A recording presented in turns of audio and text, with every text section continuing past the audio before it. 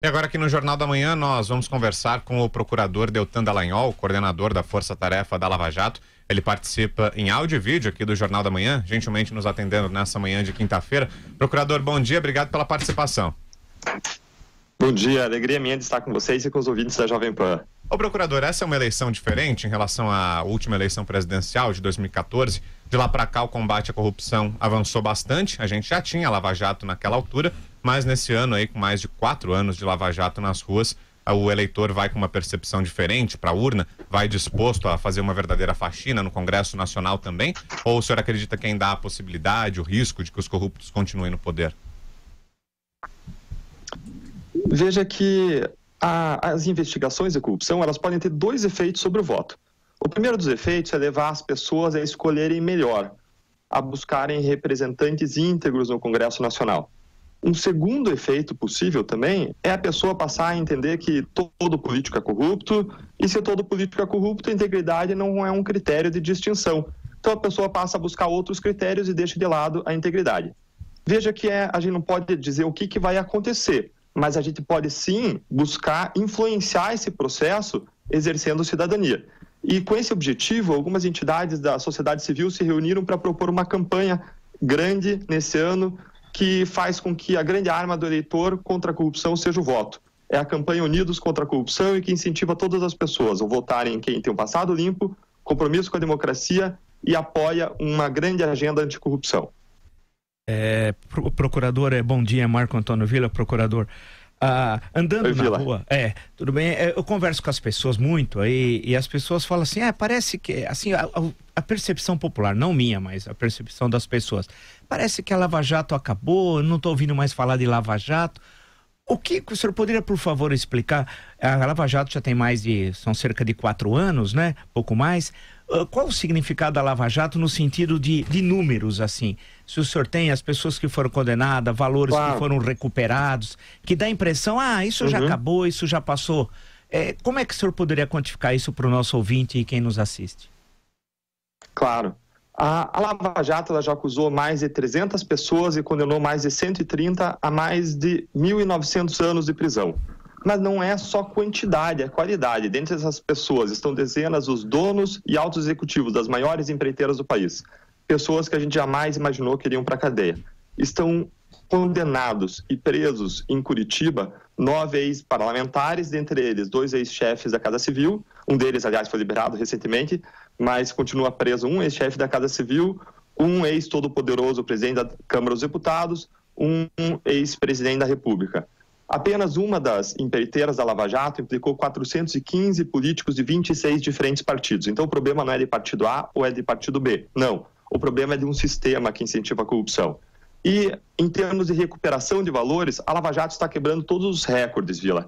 A Lava Jato já tem compromissos de devolução para os cofres públicos de mais de 12 bilhões de reais.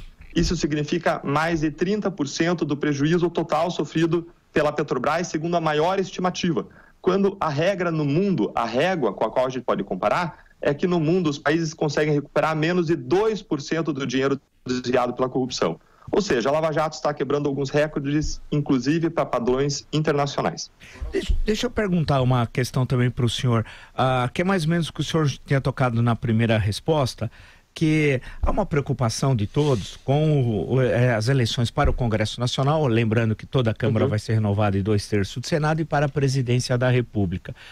Entre essa eleição, as eleições para o Congresso e para o Palácio do Planalto e a Lava Jato, há algum tipo de temor do que possa acontecer no resultado das urnas no dia 7, no dia 28 de outubro, e algum reflexo negativo para a operação, para todo o trabalho feito pela Lava Jato?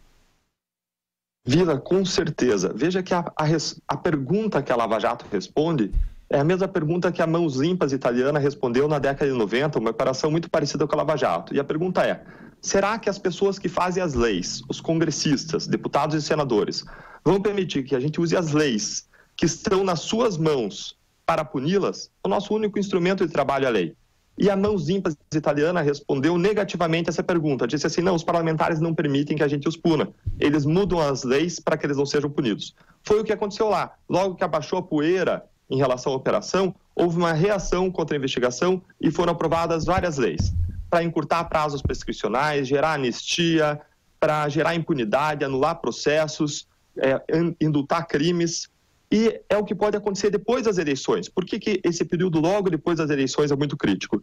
Porque os candidatos só vão pensar em se reeleger de novo depois de 4 anos. Isso os que forem reeleitos. E vários não vão ser reeleitos e não vão estar nem aí. Então, é um período, talvez seja o período mais crítico da história da Lava Jato. Nós já atingimos um ponto em que a Lava Jato descobriu corrupção em toda a variedade de partidos políticos e eles se uniram em grande medida contra a Lava Jato. Então, é essa, sim, uma grande preocupação que nós temos, Vila. Procuradora Denise, quem está falando, bom dia. Bom dia, Denise. Procuradora, eu queria saber como é que o senhor vê os sucessivos casos de corrupção que a gente continua vendo aqui no país, acompanhando, pegando o interior de São Paulo. Ontem nós tivemos novas operações que envolvem corrupção do setor público, setor privado, mesmo com toda essa lista de punições e de condenações que o senhor falou agora. Não há o temor ainda do setor público em relação a continuar com essa estrutura de corrupção, com todo esse esquema de corrupção. O que o senhor acha que deveria acontecer efetivamente para inibir esse tipo de ação? Olha, Denise, a responsabilização de políticos corruptos é essencial, afastá-los da vida pública. A Lava Jato é um ponto fora da curva da impunidade, mas a curva da impunidade continua lá. As mesmas causas que geram impunidade em 97 a cada 100 casos de corrupção, e esse é o índice de impunidade da corrupção no Brasil, continuam presentes. Então, existe sim um efeito de temor que é gerado pela Lava Jato por um rompimento episódico, mas intenso da impunidade. Agora, a curva da impunidade continua lá. Além disso, a Lava Jato é um passo na direção certa, é um passo na direção do Estado de Direito, do Império da Lei, mas se nós queremos mudar o estado de corrupção sistêmica que existe no Brasil, a gente precisa dar passos adicionais e nenhuma pessoa e nenhum grupo de pessoas vai mudar o Brasil, só a sociedade brasileira pode mudar o Brasil. Isso porque a corrupção sistêmica pode ser comparada ao apodrecimento de maçãs em um barril. Não basta você tirar uma maçã podre, você precisa mudar as condições de temperatura, de luz, que fazem aquelas maçãs apodrecerem. Do contrário, você chega lá e a maçã vai estar podre, novas maçãs vão estar podres. E a Lava Jato vai significar, infelizmente, apenas uma mudança dos rostos corruptos no poder por outros rostos corruptos. Nós, sociedade brasileira, precisamos avançar para reformas adicionais. Ô, procurador, eu sei que o senhor não pode falar sobre a investigação em si, mas a Lava Jato já tem 52 fases. Ela continua até onde? Tem prazo para terminar? Qual a previsão? A Lava Jato não tem prazo para terminar. Mesmo quando a gente estiver acabando as linhas de investigação, pode surgir uma nova delação e implicar uma série de outras pessoas, entregar uma série de outros fatos e perseverar. Veja que o que a Denise retratou é verdadeiro. Continuam surgindo casos de corrupção dia depois de dia. E existe um caminho que é mais importante hoje do que a gente se preocupar com as novas fases da Lava Jato, que é o caminho de mudar o ambiente que favorece a corrupção no Brasil. 2 entidades reconhecidas da sociedade civil se uniram depois que as 10 medidas foram enterradas no Congresso para fazer um novo pacote anticorrupção, maior e melhor. Esse novo pacote foi entregue para a sociedade, foi feito pela sociedade, liderado pela Transparência Internacional e Fundação Getúlio Vargas, que lideraram mais de 200 especialistas, e esse pacote ataca a corrupção em 12 frentes diferentes. Tem 200 propostas.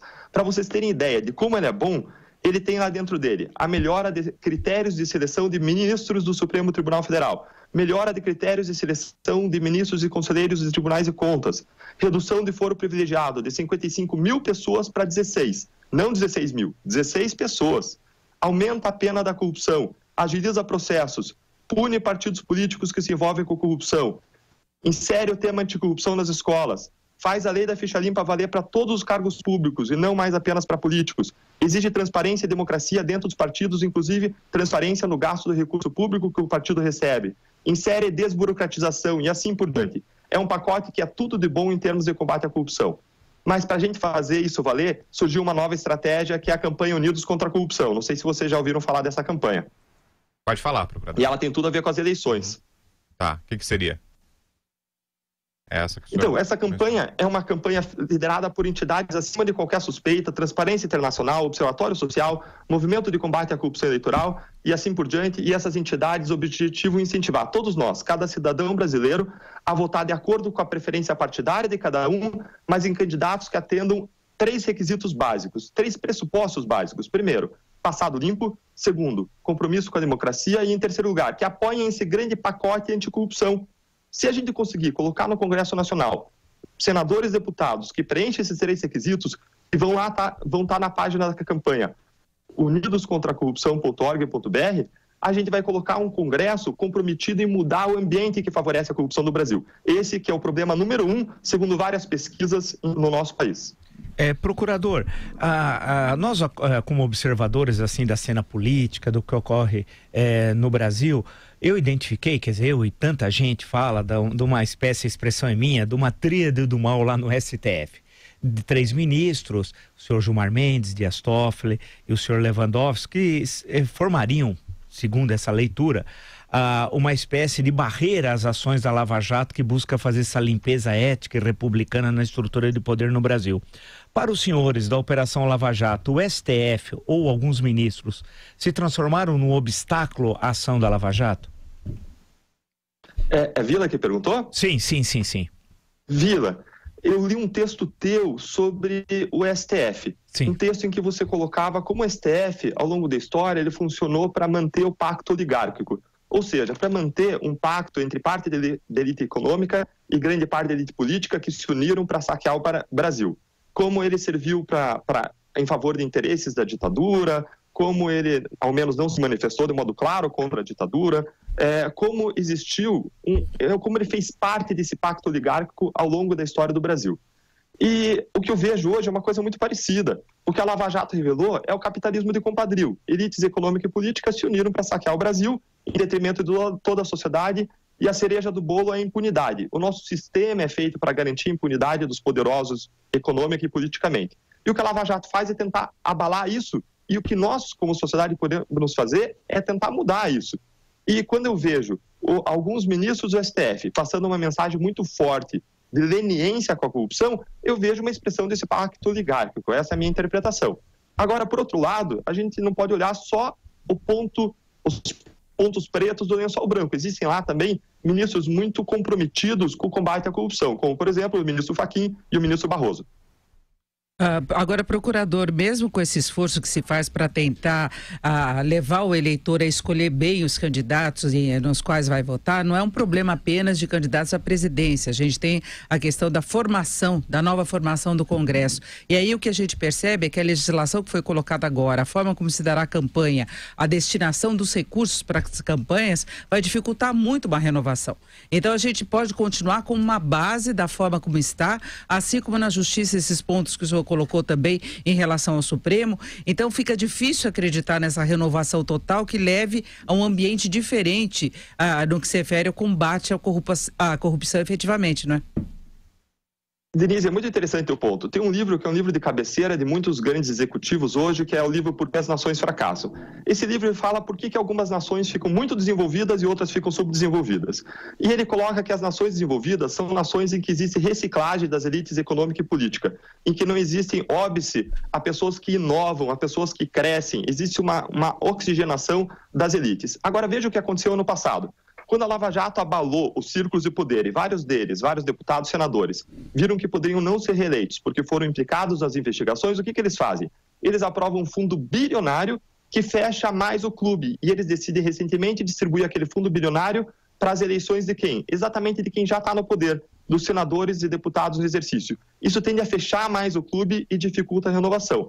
Agora, nós, sociedade, não somos um espectador passivo diante de tudo isso. A gente pode sim nos envolver. O instrumento para isso é essa campanha, Unidos contra a Corrupção.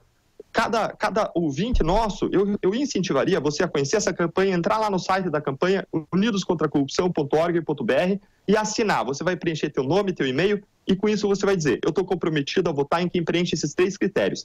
E veja, Denise, que se a gente colocar lá no Congresso Nacional pessoas que preenchem esses 3 critérios, essas pessoas podem até não ser anjos, mas vão ser pessoas comprometidas com aprovar uma grande agenda anticorrupção de 70 propostas concretas, clausuladas na forma de artigos, e isso vai mudar o ambiente para depois de 4 anos. Então nós temos sim perspectiva de mudança. E se a gente conseguir colocar lá 50% dos deputados e senadores, por exemplo, comprometidos com esse pacote de leis, que dentro desse espírito dessa campanha, a gente vai ter uma grande perspectiva de mudança para os próximos anos. E como é que o senhor vê a participação de procuradores nas eleições?